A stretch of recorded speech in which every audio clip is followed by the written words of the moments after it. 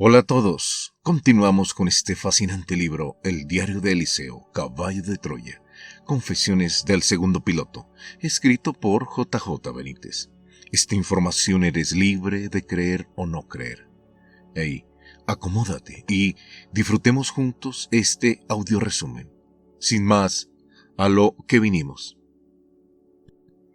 El maestro mostró interés por visitar a los niños que caminaban en cuatro patas. El Zebedeo se tiraba de los pelos.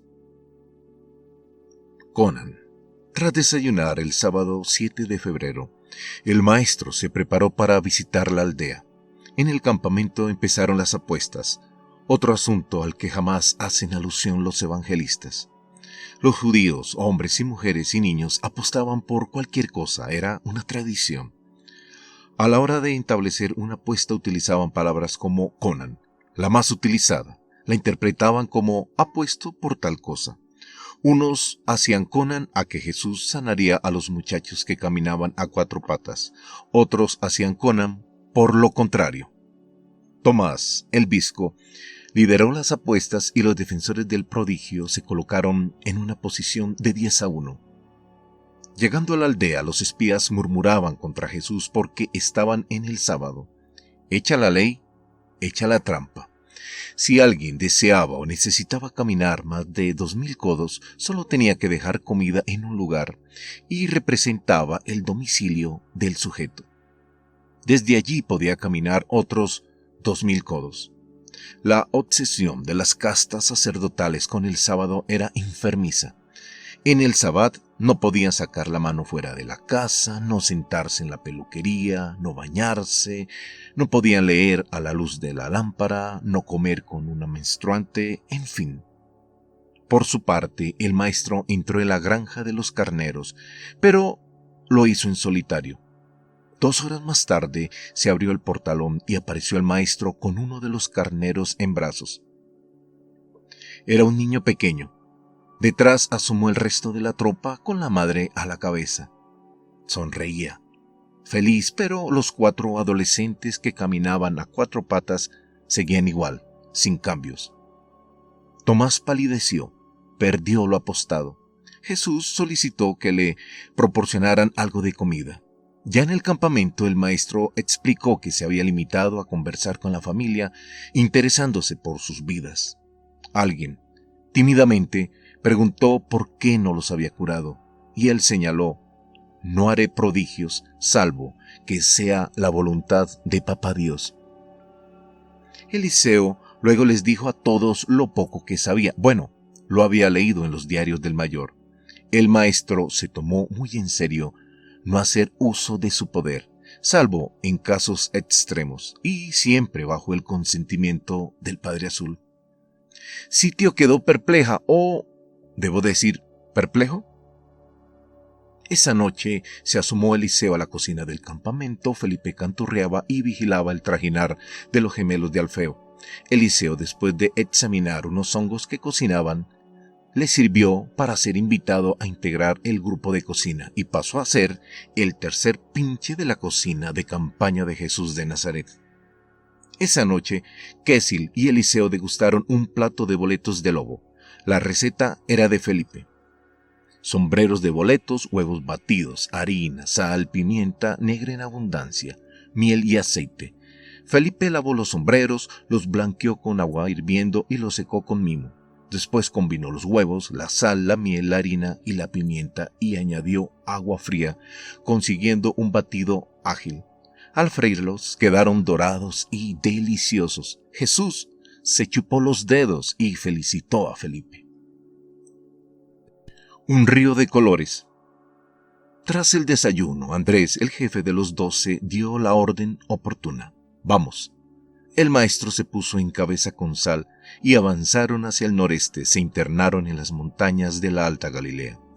Llegaron a una población mestiza fronteriza con Fenicia, asomada a un río que llamaban el Pequeño Merón. Un río estrecho, era un río de colores. En algunos tramos lucía rojo, en otros era verde, azul o negro. En el fondo ondeaban miles de hojas que daban tonalidad a las aguas. En Colombia, en la Sierra de la Macarena, se puede contemplar y apreciar un río parecido. El maestro de pronto decidió visitar las minas. Una vez en el volcán, el maestro descendió hasta la caldera, se entrevistó con uno de los capataces y solicitó trabajo. Fue aceptado. Solo trabajaría él. Como picador, salario 2 denarios al día, de sol a sol, una hogaza de pan negro y una cebolla. De regreso, los íntimos discutieron. El maestro se alejó con sus típicas y largas zancadas. ¿Qué significaba aquello?, gritaban. ¿Qué pasaba con la predicación? ¿Había olvidado el anuncio de la buena nueva? No comprendían nada de nada. A la hora de la cena, el maestro se dirigió a los presentes y dejó claro que, durante un tiempo indeterminado, se dedicaría a trabajar en el cobre. Todos protestaron. Nada le haría cambiar de idea, que si llegó ante el Galileo preguntó si podía acompañarle Eliseo al volcán. Dijo que sí, y se preparó el ingeniero para una nueva aventura. La mina. El lunes 9 de febrero se presentaron en la caldera del volcán poco antes del alba. Quesil decidió cuidar de Sal. Jesús presentó a Eliseo como su ayudante, quien fue admitido como cargador. El capataz indicó que lo siguieran y entraron en una de las bocas. El maestro golpeó la pared. Pronto se dio cuenta, la túnica era un estorbo y procedió a desnudarse. Utilizaba un taparrabo negro de algodón. El cuerpo de aquel hombre era espectacular, ni un gramo de grasa, todo músculo. La dura faena se prolongó hasta el mediodía. Se escuchó una campana. Era el momento del almuerzo. El maestro chorreaba sudor, pero a pesar del esfuerzo tuvo tiempo y ánimo para regalarle a Eliseo una sonrisa. Jesús de Nazaret no tardó en entablar conversación con algunos de los mineros. Casi todos eran fenicios, paganos.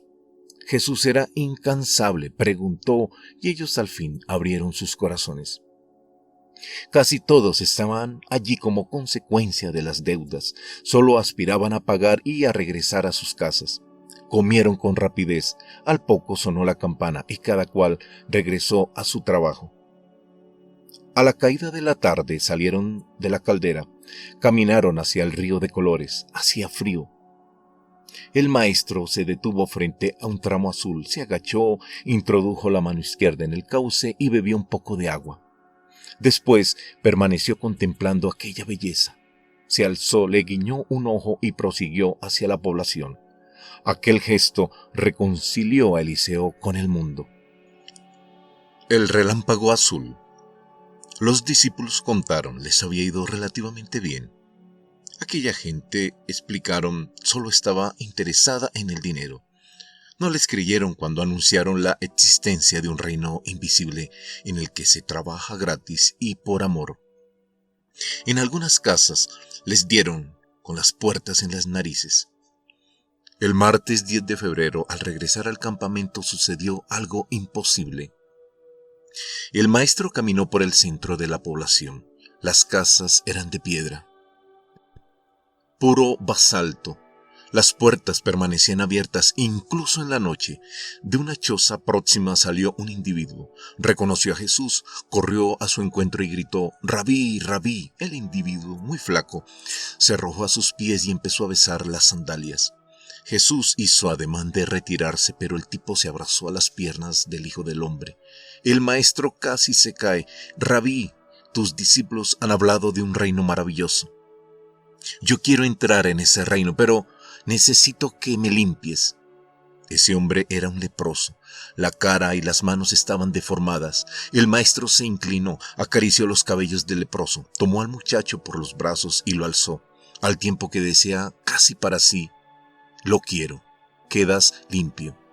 Al instante todo se iluminó. Las flamas de las antorchas ancladas en las paredes casi se apagaron. Pero, ¿qué sucedía? No había viento. Fue un relámpago azul, sin trueno. Fue un relámpago prolongado, casi de 8 segundos, pero no había tormenta. Fue un azul celeste que lo cubrió todo. Piedras, suelo, ropas, caras, manos, perro. Fue un azul como el que cubrió la aldea de Saidán el día de la curación masiva. Eliseo quedó desconcertado, la garganta se le secó, sintió un ligero mareo y percibió un intenso olor a jazmín, el perfume que el mayor asociaba con la misericordia. ¿De dónde procedía? Miró a todas partes, allí no había jazmines, solo paredes de piedra negra. El maestro no se inmutó, contempló al joven y ordenó: no hables con nadie de lo que te ha ocurrido. Preséntate ante los sacerdotes y ofrece el sacrificio que ordena Moisés. Lo abrazó con ternura y terminó perdiéndose en la oscuridad con sus clásicas y largas zancadas. Eliseo se acercó al muchacho y lo examinó minuciosamente.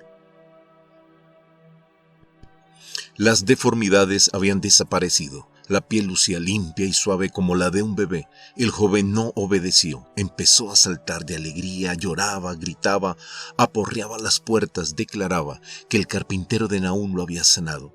La gente desconcertada corría en todas direcciones avisando a los demás. En minutos aquello fue la locura. El joven se vio arrastrado por la multitud. Al llegar al campamento, vio Eliseo al maestro sentado junto al fuego. Al pasar a su lado, el maestro llevó el dedo índice izquierdo a los labios y solicitó su silencio. Eliseo detalló cómo el maestro revisaba su petate con minuciosidad. Una cinta enrollada en la cabeza significaba larga caminata. Disponía únicamente de 2 túnicas, una roja y la de lujo, blanca, tejida por María, su madre. Jesús siempre caminaba a la izquierda de la gente, cerca del corazón. Jamás cerraba las puertas, nunca se le vio mirarse en un espejo, salvo cuando se afeitaba o se cortaba el pelo. Nunca cortaba flores, no participaba en las cacerías, no polemizaba, era zurdo, eructaba, se limpiaba la nariz con las hojas de los árboles. Mentirosos como yo. Mucha gente llegó a ese lugar, querían saber sobre Jesús de Nazaret. Eliseo después comprobó que Jasón tenía razón. Los mal llamados escritores sagrados no dieron una. Mateo, en el capítulo 8 de su evangelio, dice textualmente: cuando bajó del monte, fue siguiéndole una gran muchedumbre. En esto, un leproso se acercó. Por Dios, ¿qué monte? Jesús venía de una mina de cobre, no de un monte. ¿Qué gran muchedumbre? Iba solo. Bueno, Eliseo no existía oficialmente. Es igualmente falso cuando dice Mateo: Jesús se retiró con sus discípulos hacia el mar y le siguió una gran muchedumbre de Galilea que curó a muchos. Que yo sepa, dice Eliseo, solo curó a ese muchacho y nunca fueron hacia el mar. ¿Espíritus inmundos? Fantasías de Mateo. Mateo se equivocó, pero tampoco es justo culpar el desastre informativo al bueno de Mateo de Leví. El ex recaudador de impuestos de Naúm, en realidad, el texto mencionado no fue escrito por él. La Iglesia Católica lo sabe, pero nunca lo reconocerá. El supuesto Evangelio de Mateo fue redactado hacia el año 40, unos 10 años después de la muerte del maestro, por un tal Isador, discípulo de Mateo Leví. Se sirvió de las notas escritas, así como de los recuerdos de Mateo. En aquel tiempo, los discípulos honraban así a sus maestros, atribuían lo escrito por ellos a los que admiraban. Era lo acostumbrado. Por supuesto, Isador no estuvo presente en Airón, ni siquiera en otro lugar. Presentó a Jesús como un hijo del rey David. El texto fue escrito con un objetivo único: el pueblo judío. Con el Evangelio de Marcos pasó lo mismo, o algo peor. Marcos era un niño cuando el maestro desarrolló su vida de predicación. Se llamaba Juan Marcos, hijo de Elías, en cuya casa se celebró la última cena. Jasón escribe mucho sobre ambos. Pues bien, cuando creció, Juan Marcos siguió a Pedro en sus viajes y bebió de los recuerdos del apóstol. Después se unió a Pablito de Tarso, el nefasto. En resumen, el Evangelio de Marcos es una sucesión de errores y fantasías provocados en buena medida por Pedrito y Pablito. Pedro tomó por milagros lo que en realidad fueron sucesos naturales. Pablo de Tarso, homosexual por su parte, nunca conoció al maestro. Alteró muchas de las palabras del Hijo del Hombre según su interés. Marcos se hizo eco de ellas.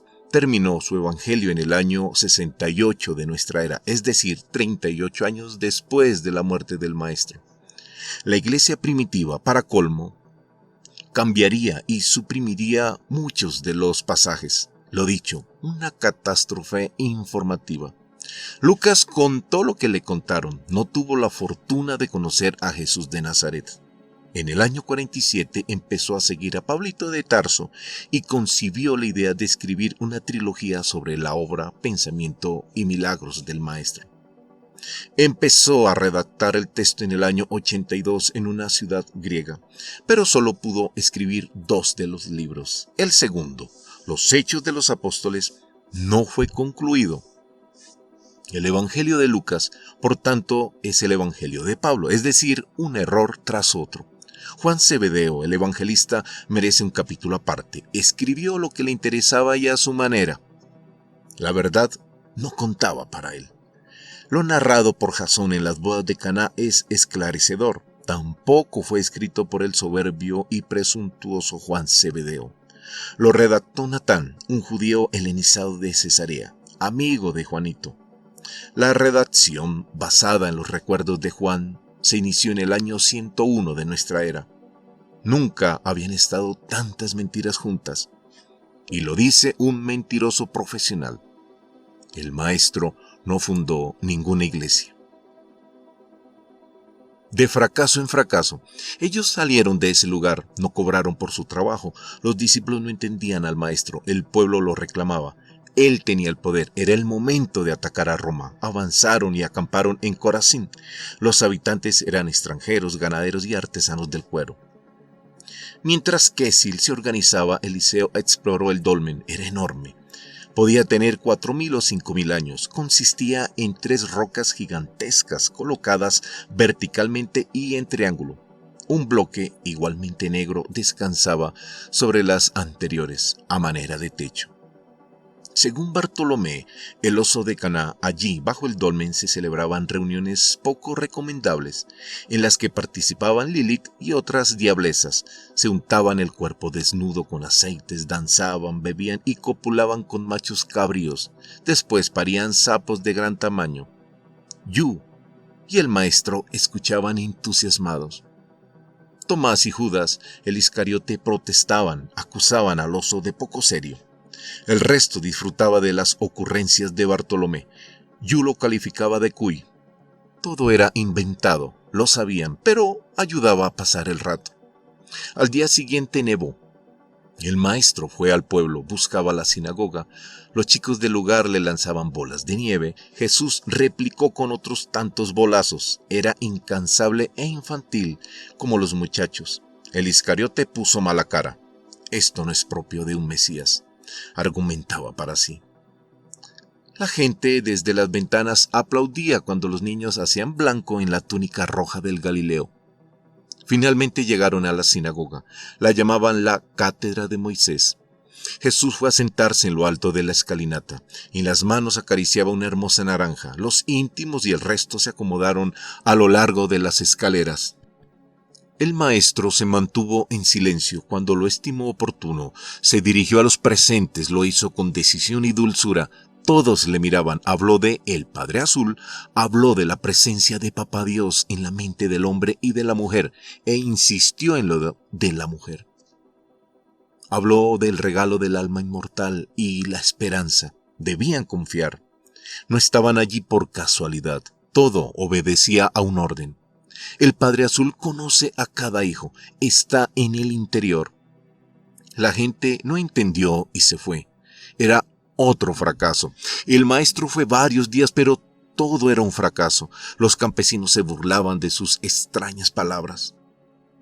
El maestro terminaba huyendo de la explanada, arrastrado literalmente por la guardia formada por Pedro y los hermanos Zebedeo. Allí quedaba el resto, cosido a palos por la parroquia. Escapaban con toda suerte de moretones y más de una brecha en la cabeza. Felipe se desesperaba y se multiplicaba. Sus ungüentos fueron de gran ayuda. La situación era insostenible. Es mejor volver a casa, decían los discípulos derrotados, a vivir de esta manera, sin honor y sin futuro.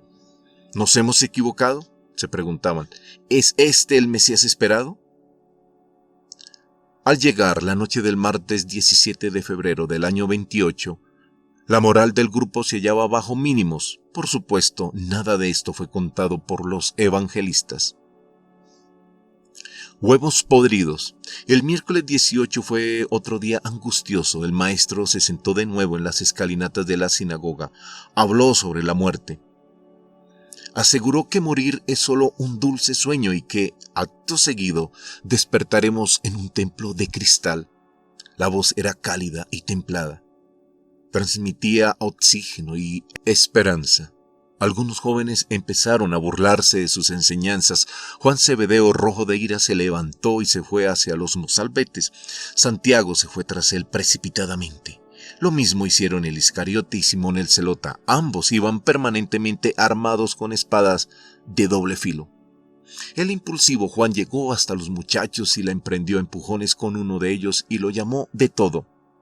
Los jovenzuelos reaccionaron con idéntica violencia. Los golpes se repartieron a partes iguales. Andrés, Mateo, Leví y el oso intentaron separarlos y poner paz. Fue inútil. Otras personas llegaron a favor de los jóvenes. Fue una pelea desigual. El Iscariote amenazó a los atacantes con su espada. El Zelota lo imitó y los aldeanos se detuvieron. Los jóvenes introdujeron las manos en la cesta y lanzaron su contenido contra los discípulos y contra el maestro. Eran huevos. Huevos podridos. Uno de ellos impactó en el rostro de Jesús. El resto se estrelló en la fachada de la sinagoga, en el suelo y entre los escasos seguidores del Bautista que asistían a la prédica. El maestro permaneció inmóvil y dejó que el huevo se deslizara por la mejilla derecha y se detuviera en la barba. Eliseo sintió rabia y activó los ultrasonidos. Mandó al carajo las normas de caballo de Troya. Al instante, 2 de los paisanos recién llegados cayeron al suelo sin sentido. Todos miraron al cielo perplejos. Ahí terminó la desagradable escena. El maestro descendió las escalinatas y se perdió por una de las callejas. Estando en el campamento, todo era una gran confusión. El Iscariote y Simón el Zelota hablaban de desertar. Juan Zebedeo los llamó cobardes. El Zelota se enfrentó al Zebedeo y poco faltó para que llegaran a las manos. Andrés y Santiago se interpusieron. Suplicaron paciencia. Todo se arreglaría, pero Pedro hizo causa común con Judas y el Zelota. Gritó, exigió que su hermano Andrés, como jefe de los íntimos, parlamentara con el maestro. Es preciso, amenazó Pedro, que el maestro cure a otro leproso. Yu y Sitio no salían de su asombro. En el paraíso no hay negros. El jueves 19 el campamento se dirigió hacia el sur. ¡Ay de ti, Corazín! Juan escupió y siguió maldiciendo. Pero ojo aquí, Jesús de Nazaret jamás maldijo a Corazín ni a ninguna otra población. Sus palabras aparecen en el Evangelio de Mateo y con una enorme dureza. Todo eso fue manipulación de Mateo Leví, también de Isador, su discípulo, o de quien fuera. Ese no era el estilo del maestro. Esas palabras maldiciendo a Corazín, a Saidán y a Naún no fueron pronunciadas por el Hijo del Hombre. El frío se intensificó y alcanzaron una aldeíta, Mao. Allí las hortalizas eran espectaculares. Permanecieron 3 días y medio. Fueron días de descanso y de reflexión. El domingo 22 de febrero del año 28, Pedro preguntó: «Maestro, ¿por qué es tan difícil entender a Dios? Bendito sea su nombre». Jesús extendió las palmas respondiendo: «¿Podrías beberte el yam?». Pedro negó con la cabeza. ¿Podrías entender que el Padre Azul no se mueve y sin embargo reside en cada uno de vosotros? Yu y el resto permanecían con la boca abierta. ¿Podrías comprender que un solo Dios, en él hay 7 dioses? El maestro les decía que Abba es una luz que piensa en todas las direcciones. ¿Podrías entender que soy uno de sus muchos nietos? El Zelota preguntó: ¿El Padre, bendito sea su nombre, tiene nietos? El maestro sonrió: cientos de miles. Los espías murmuraron: ¿hay negros en el paraíso?, preguntó Bartolomé. El oso de Caná era incorregible, pero agradecieron todos la broma. El maestro se puso serio. No, En el paraíso no hay negros, ni orientales, ni blancos.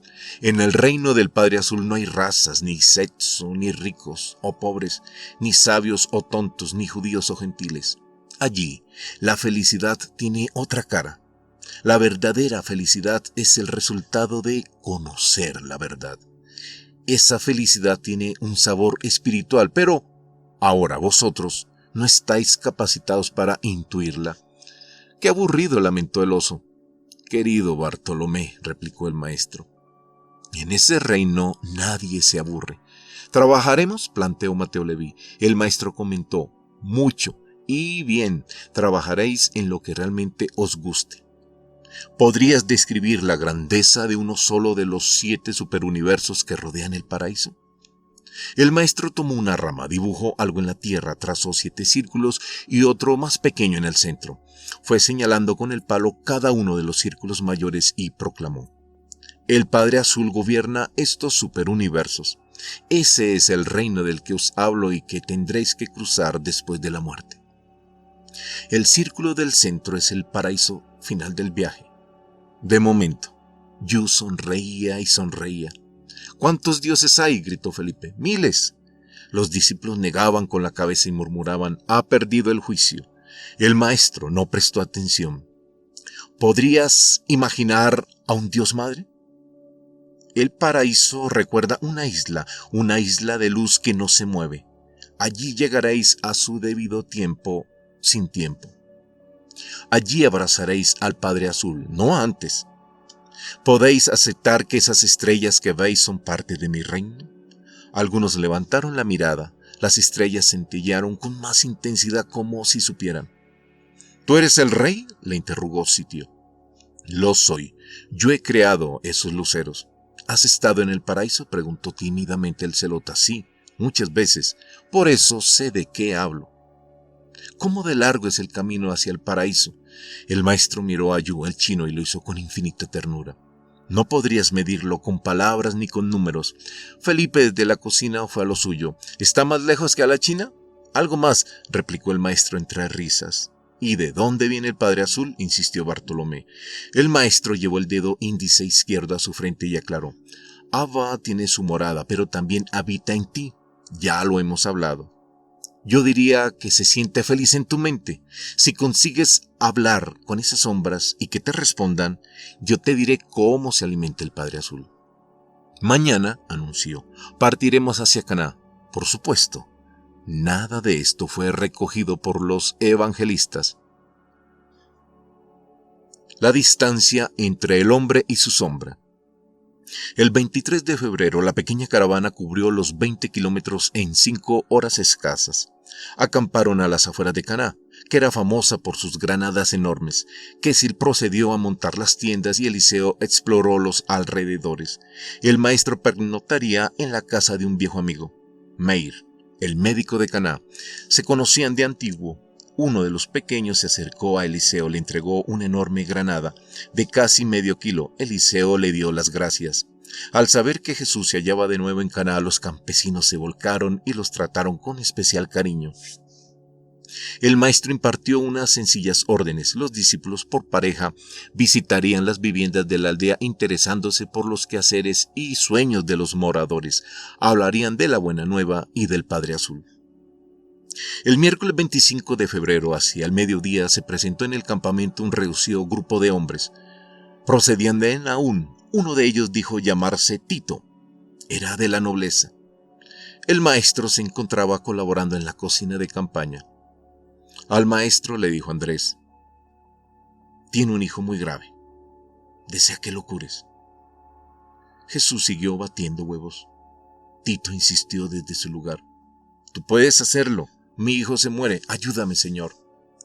El maestro señaló: el poder de Dios está en medio de vosotros, pero si no veis prodigios, os negáis a creer. Tito no lo dejó terminar, se arrodilló a los pies de Jesús y lloró. Jesús, conmovido, colocó las manos sobre los hombros del noble. El silencio parecía de plomo. Todos los corazones estaban angustiados. Yo sí creo, Señor, consiguió hablar el de Naún. Pero ven allá y ayuda a mi hijo, se muere. Regresa a tu casa, esa enfermedad no es de muerte. Tito secó las lágrimas e hizo ademán de sacar unas monedas. Jesús negó con la cabeza. No volvieron a verlos. Esa tarde-noche hubo otra tertulia, otro diálogo. «Os hablé de las sombras», replicó el maestro. Señaló las que habitan cerca de la hoguera. «¿Podéis convencerlas de que tienen dueño?» «¿Dueño?», intervino Tomás. «¿Las sombras tienen amo?» «Claro», se adelantó Bartolomé. «Tú, borrico, el Padre Azul», exclamó. «Aún siendo uno, son muchos, allá arriba». Y todos miraron hacia las 8000 estrellas. «Hay muchas creaciones en proyecto». «¿De qué hablas?», se interesó Mateo Leví. «Más allá de esas estrellas», intentó explicar el maestro, «hay otras estrellas. Más allá de las últimas estrellas está la nada. Pero la nada también es propiedad de Papá Dios. Y algún día vosotros, cuando alcancéis el paraíso, seréis los nuevos dioses que transformarán esa nada». Jesús sonrió brevemente. «He estado allí, en el paraíso, en su presencia. Sé lo que piensa el Padre Azul. Además, hablo con él cada día cuando me retiro a las colinas». ¿Sa lo ha visto? Todos rieron la ocurrencia del oso. Jesús el que más lo hacía. En 2 palabras, el Padre es amor simétrico. Se dirigió a Yu, quien escribía en su tablilla. «Escribe amor con mayúscula». Yu sonrió. «¿Dios duerme?», bromeó el oso de Caná. «Sí», le siguió la corriente el maestro, «con un ojo abierto, como los delfines». Un milagro dudoso. El 26 de febrero del año 28 de nuestra era empezaron a circular las noticias. El hijo de Tito, el noble de Naúm, se hallaba bien. Había sido sanado por el maestro. Eso pregonaban los que llegaban a Caná. La alegría entre los discípulos fue total y se felicitaban. Era lo que necesitaban. Ya en su momento Felipe y Eliseo revisaron en casa de Tito al muchacho. La enfermedad aún seguía. Había tomado Artemisa. Esta alejaba el mal, pero la fiebre aún seguía. Para Felipe, por tanto, no hubo milagro. Fue la planta medicinal la que ayudó al hijo de Tito. Pero los íntimos no tomaron en consideración las sensatas palabras de Felipe. El milagro les interesaba desde todos los puntos de vista. De hecho, en su evangelio, Juanito asegura que esta nueva señal, la segunda, la realizó Jesús cuando volvió de Judea a Galilea. Falso. Ni fue una curación, ni volvían de la Judea, ni fue el segundo prodigio del maestro. Si las cuentas no fallaban, Jesús había sanado ya a Arú, al niño de los huesos de cristal, los beneficiados en la puesta de sol en Saidán y el leproso de Airón. Jesús se convirtió no ya en un hacedor de maravillas, sino en un vidente que sanaba a distancia.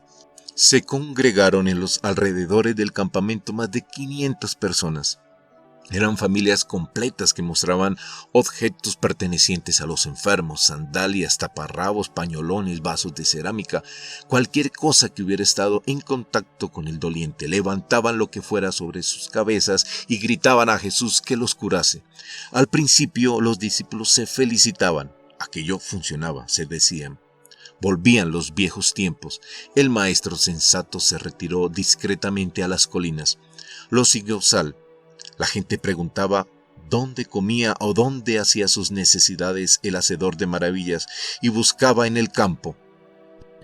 Recogía los excrementos, no importaba de quién, y los guardaban como un tesoro, y lo mismo hacían con los restos de la comida. Llegaban a sobornar a los íntimos, ofreciéndoles hasta 50 denarios si les garantizaban la curación del ciego o del paralítico de turno. Ninguno aceptó. Aquella gente empezó a robar las cosas de la cocina, averiguaron dónde estaban y los persiguieron. El disfraz. Al anochecer, Pedro, Simón el Zelota y el Iscariote se deslizaron sigilosos hasta el caserón de Meir. Eliseo fue tras ellos, le siguieron Sitio y Arú. El maestro conversaba con Meir en uno de los rincones. Se hallaban sentados en el suelo, no estaban preocupados. La servidumbre entraba y salía muy alterada. Traían noticias del exterior. Meir dijo que había 2 opciones, curar a esa gente o escapar. Juan Zebedeo dijo que el plan consistía en disfrazar al rabí con ropas de mujer. Alguien sugirió que lo más seguro era que esa mujer apareciera embarazada. Pedro dijo sí, con la cabeza. El maestro escuchaba atónito. No sabía si reír o llorar. De pronto, las miradas se clavaron en Sitio.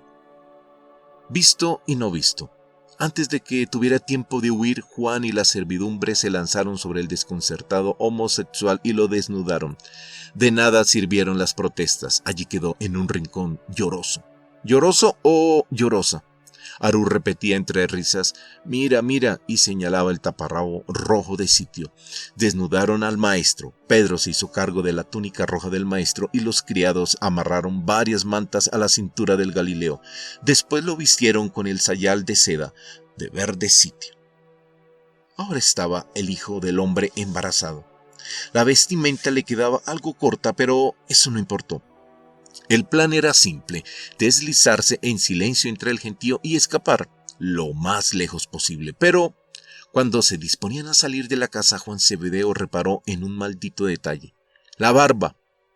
El paciente hijo del hombre fue afeitado a toda prisa por Meir. El maestro sin barba parecía otro. En el mentón lucía un hoyuelo. A eso de las 3 de la madrugada conseguían huir. Sitio, envuelto en una manta, seguía gimoteando. Al alcanzar el campamento y descubrir al maestro, Andrés casi se desmaya. Retiraron el disfraz y el simulacro de embarazo. Jesús saltó al reda de Quesil y Eliseo. Quesil se hizo con las riendas y preguntó ¿a dónde? El rabí replicó desde el interior: al sur. Los jumentos nunca tuvieron un pasajero tan ilustre. El muerto de Naín. Cuando habían recorrido unos 5 kilómetros, el grupo se detuvo. Nadie lo seguía. El maestro descendió del carro y aconsejó que descansaran. Al alba del viernes 27 de febrero reanudaron la marcha hacia el sur, siempre hacia el sur. Más adelante se hizo visible la muralla de una ciudad llamada Naín. Era una población notable. Los constructores habían elegido la falda norte del monte Givat Hamore, el pequeño Hermón, para levantar la ciudad. Una espléndida fuente daba vida al lugar. Estando allí, vieron pasar un cortejo fúnebre. El ataúd medía quizá 2,5 metros. El cortejo llevaba músicos, danzantes. Bartolomé no pudo contenerse y preguntó a alguien de la comitiva por la identidad del difunto. Se trata de Jonás, de unos 15 años, hijo único de Barea, una viuda notable y adinerada. Uno de los presentes: yo te conozco. Tú eres el carpintero en Naúm, dijo. Jesús asintió sonriente. ¿Cómo pudo reconocerlo sin la barba? La madre del joven pidió: Rabí, devuélvemelo, tú puedes hacerlo. El maestro le susurró con delicadeza: no llores, tu hijo no está muerto, solo está dormido. Los fariseos estallaron, acusaron al maestro de impuro y violador de la santa ley oral. Los 12 rodearon al Galileo e intentaron protegerlo. Las manos aparecían aferradas a los gladios. Sal estaba como loco.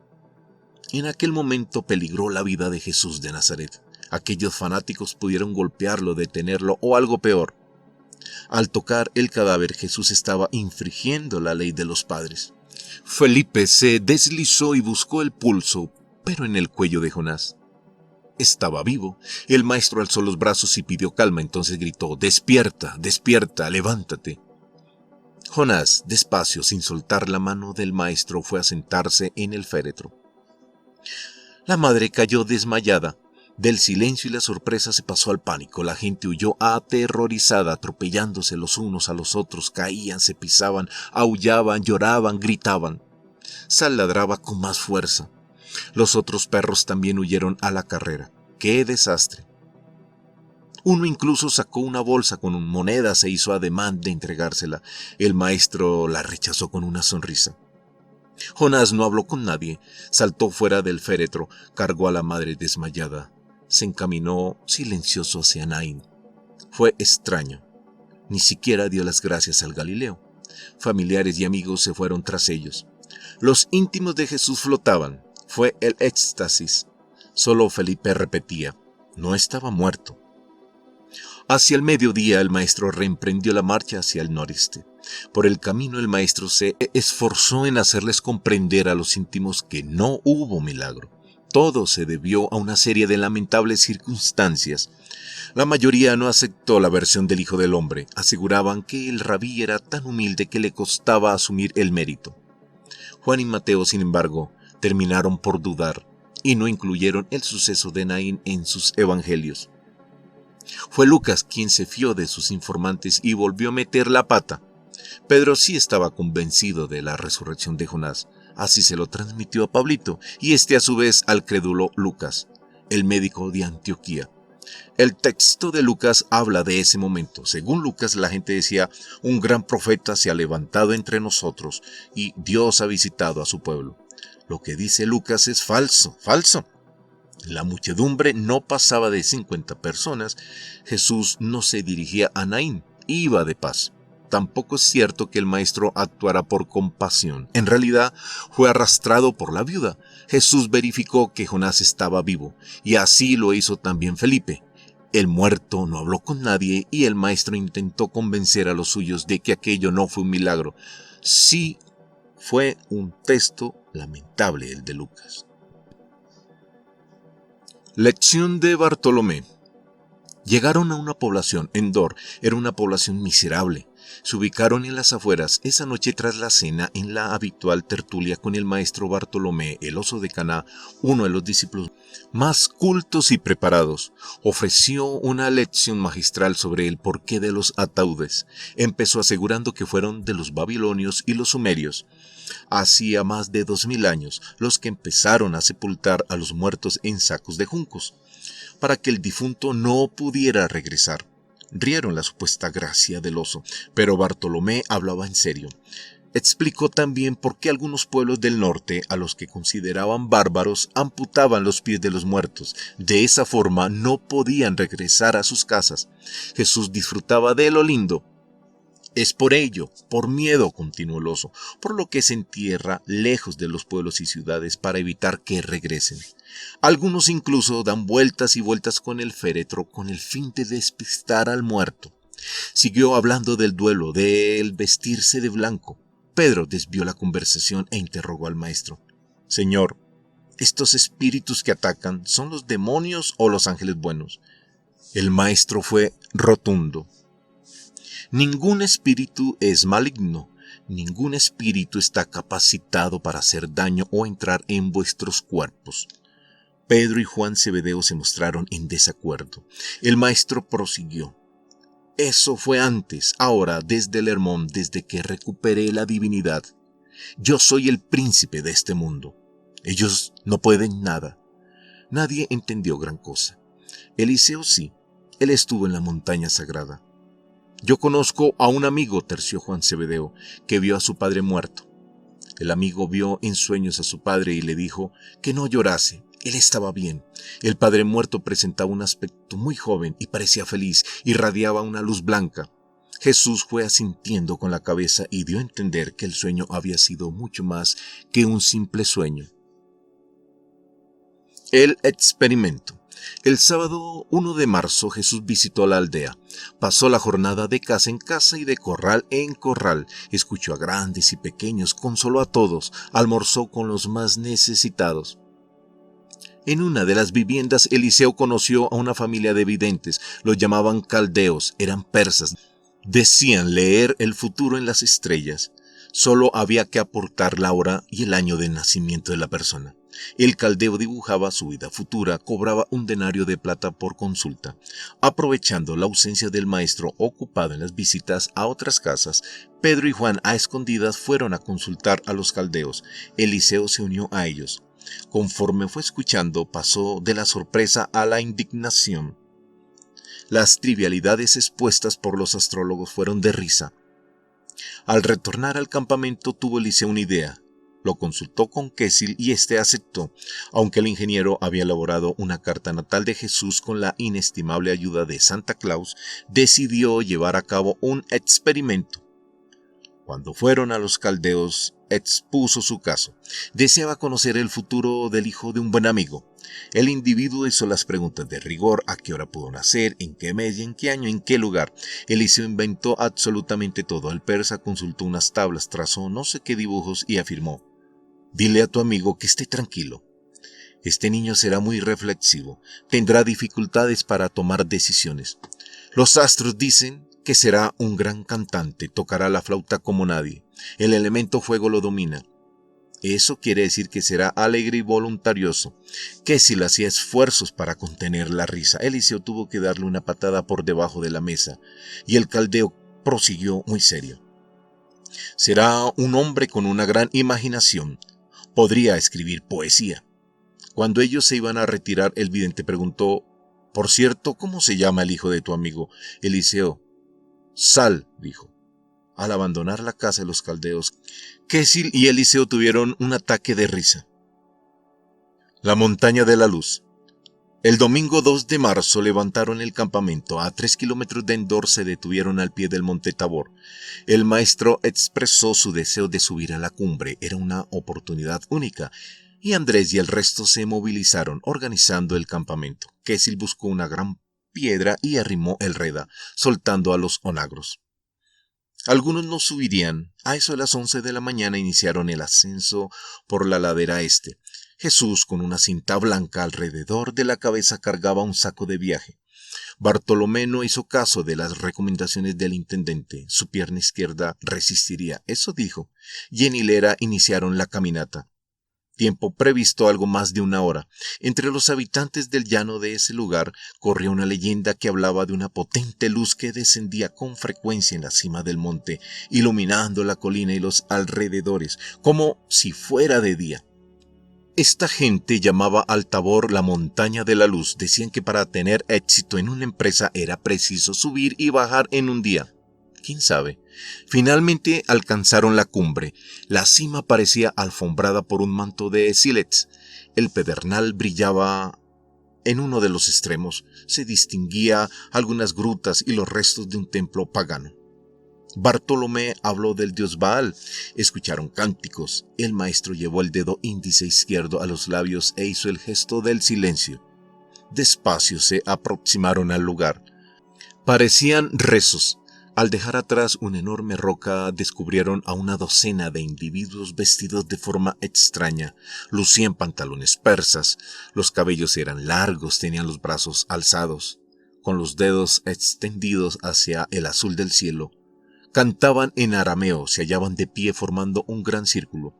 En el cántico se dirigían a Yahvé e imploraban la lluvia. Bartolomé explicó: es una secta, se llaman los trozadores de círculos. Son discípulos del gran Oni, llaman a la lluvia, terminan con las plagas y con los incendios. Siempre trabajan en círculos.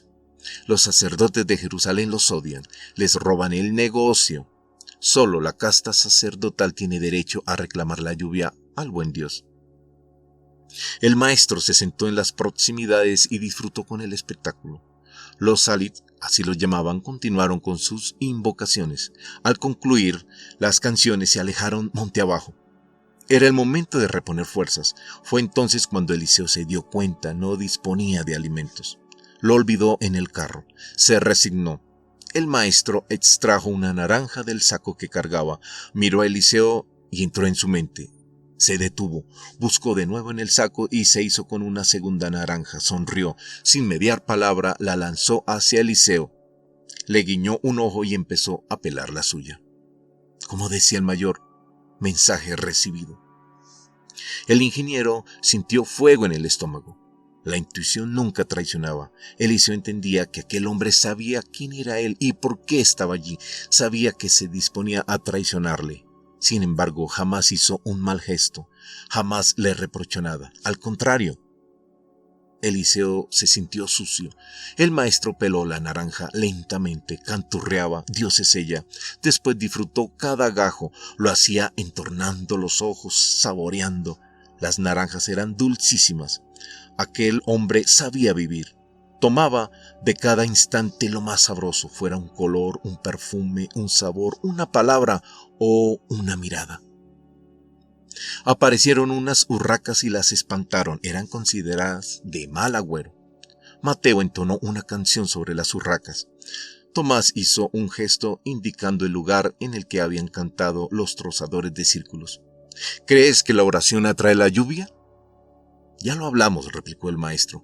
La oración no sirve para solicitar cosas materiales. Entonces, intervino Juan Zebedeo, esos lerdos, se refería a los ángeles. El maestro lo corrigió. Juan, ¿cuándo aprenderás? Nadie es más que nadie. Nadie es inferior a nadie. Juan Zebedeo no aceptó el reproche, siguió con insultos contra la secta y contra las urracas. Pedro entonces se burló de Juan. Cada mañana yo te veo y veo que este lerdo se levanta con el pie derecho. El resto rió la gracia de Pedro. Juan Zebedeo, rojo de ira, arremetió contra el inocentón que lo atacaba llamándole mierda pinchada en un palo. Más risas. Andrés se burló de su hermano. ¿Y tú? ¿Por qué no sales a pescar cuando una mujer se cruza en tu camino? El maestro estalló y las risas espantaron a las urracas. Pedro, al parecer, era uno de los más supersticiosos. Tomás reconoció su peor superstición. Si los dados suman 13, final de la partida, conviene retirarse. El Iscariote no quiso participar. Le tocó el turno a Simón, el celota. Huevo roto, sentenció, pierna rota. Pedro, por su parte, acusó a su hermano Andrés de no emprender un viaje si no disponía de algo rojo. Mateo confesó que derramar la leche traía 5 años de mala suerte. Y regresaron las risas. Bartolomé odiaba ponerse la ropa al revés. Al atardecer descendieron del Tabor. Al preparar la cena ocurrió algo que benefició a Eliseo. Felipe quiso hacer una suculenta sopa de cebolla. El maestro se acercó y pidió colaborar. Felipe renegó un rato, pero terminó entregándole 6 cebollas. Córtalas muy finas, le dijo, e insistió, muy finas. El maestro soltó el largo cuchillo. Se había cortado en el pulgar de la mano derecha. La sangre manaba abundantemente. Los gemelos se percataron del incidente y alertaron a Felipe. Este soltó el lienzo que le colgaba del cinto y taponó la herida. El paño blanco quedó rojo. El maestro trató de restar importancia al asunto, pero el intendente le ordenó callar. El maestro obedeció, sumiso. Felipe apretó la tela al tiempo que regañaba a Jesús por su torpeza. Buscó la mano izquierda del maestro, la colocó sobre el lienzo. Le pidió que siguiera taponando la herida. Felipe se dirigió a su saco de viaje y buscó algo. Extrajo una ampolleta de barro y vació el contenido en el agua de un recipiente de metal. Eran semillas negras. Lo puso a calentar. Era una planta medicinal llamada sófora, muy indicada para contener las hemorragias. Felipe obligó al maestro a ingerir la infusión. El maestro era un buen enfermo. Se dejaba curar, jamás protestaba o se quejaba. Durante una semana lució un vendaje que le cubría el pulgar y parte de la mano derecha. Tuvo que soportar más de una broma por parte de Bartolomé. Felipe murmuraba en la cocina. Mucho milagro y no sabe manejar un cuchillo. Vaya Mesías. Alguien junto al fuego recordó el vuelo de las 8 urracas. 8, dolor y sangre. Allí quedó el lienzo ensangrentado sobre la mesa. Eliseo se apresuró a recogerlo. Para él representaba un tesoro. De esa sangre del maestro podía extraerse el ADN. Lo guardó celosamente. Jaén. El lunes 3 de marzo partieron al alba, destino Saidán. Al fin, mejor dicho, supuestamente. Los corazones se alegraron, los íntimos volvían a casa. Eso pensaban, pero no. Pasaban por varios pueblos, entre ellos Somer. Quedó asombrado Eliseo. Sus pobladores eran rubios, con los ojos especialmente azules. Al mediodía divisaron la ciudad de los Manserín, la ciudad de los bastardos. El grupo se dividió en dos. Quesil se fue con un grupo que esperaría en Migdal. Eliseo se fue con el maestro, Pedro y los Zebedeo.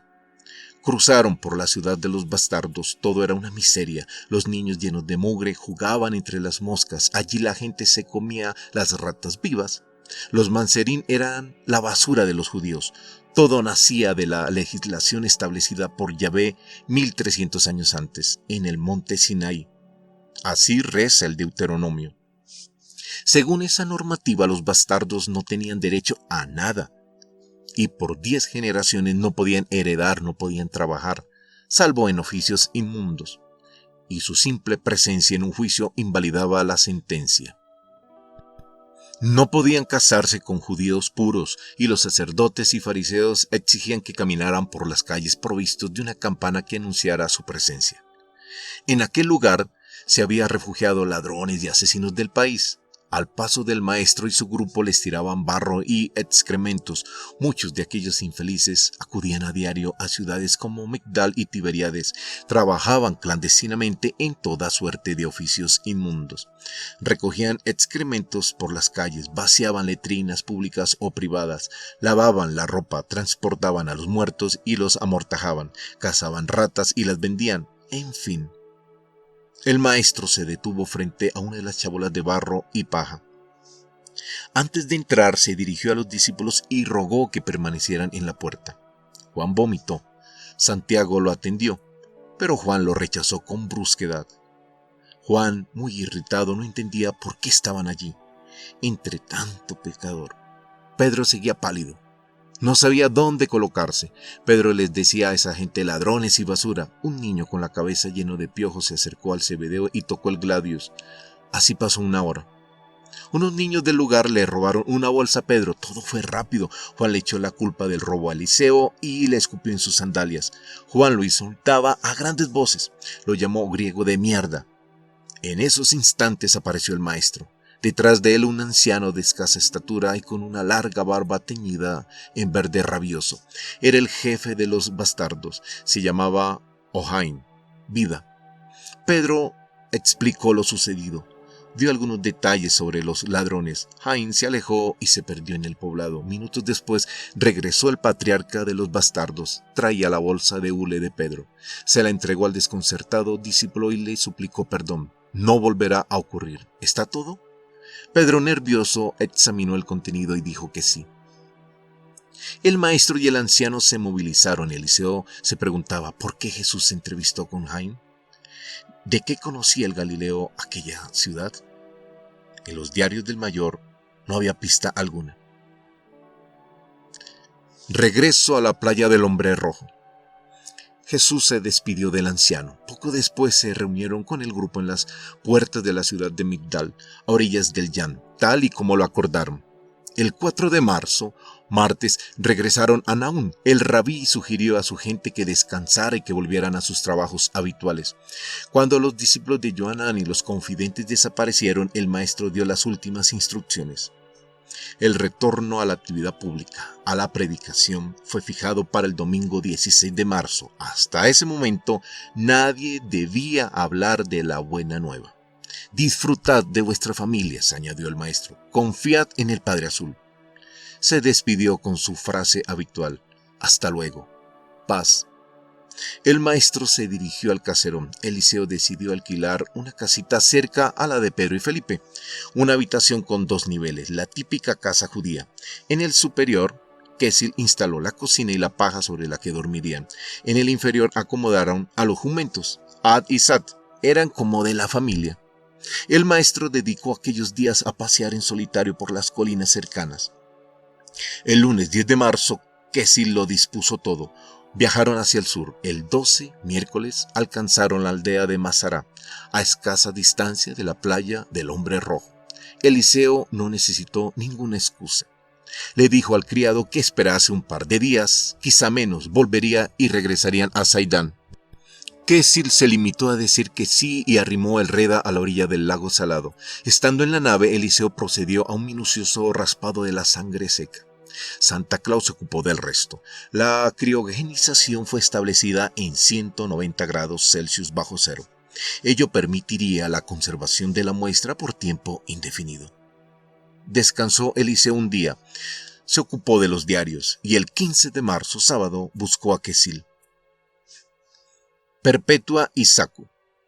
Juan y Pedro desobedecieron las instrucciones del maestro. Por la tarde se reunían con el pueblo en la playa de Saidán y predicaban la buena nueva. Hablaban del reino invisible, del Padre Azul y sobre todo del Mesías rompedor de dientes. Roma, decían, tiene los días contados. Tuvieron escaso éxito. La gente solicitaba ver al maestro y demandaba prodigios como el de Caná o el de la curación masiva. El lago se perfumaba con un típico olor a marisco. Los vientos, el calor y las algas atraían a miles de aves. Para los pescadores, los pelicanos eran un dolor de cabeza. Consumían hasta 5 kilos de pescado por día. De vez en cuando Eliseo visitaba las casas de Pedro y de Felipe. Pedro tenía 3 hijos. Perpetua, la esposa, era una Galilea de fuerte carácter y enormes caderas. No estaba muy de acuerdo con la loca aventura de seguir al maestro. Amata, la suegra, era una anciana de 45 años, trabajaba y miraba. Esa era toda su vida. Felipe, el intendente, estaba casado con Sakú, otra judía de armas tomar. En realidad, el discípulo vivía con sus aceites esenciales, pasaba más tiempo en su laboratorio que en la casa. No tenía hijos, pero sí 6 hermanos de Felipe, todos solteros. Allí en el laboratorio pasó muchas horas Eliseo. Ruth. El jueves 20 de marzo, Eliseo fue con Kesí. Querían ver a Ruth. Eliseo asegura: debo aclararlo ahora. Nunca estuve enamorado de Ruth, me serví de ella. En realidad, jamás he sentido el amor, ni me interesa. Las órdenes eran lo importante, y cumplí, dice. María le recibió con cierta alegría, no mucha, el resto le ignoró, y Eliseo a ellos. Su objetivo era Ruth, la pelirroja que en esos días acababa de cumplir 20 años. Seguía igual o peor, era casi un vegetal. Hey, amigos, hacemos una pausa en el diario de Eliseo, Caballo de Troya. Ten siempre presente que cuando tú lees o escuchas el audio de un libro, por sus palabras y sus líneas, ya no serás la misma persona. Nos encontraremos en otro audio resumen. Hey, de corazón, bendiciones.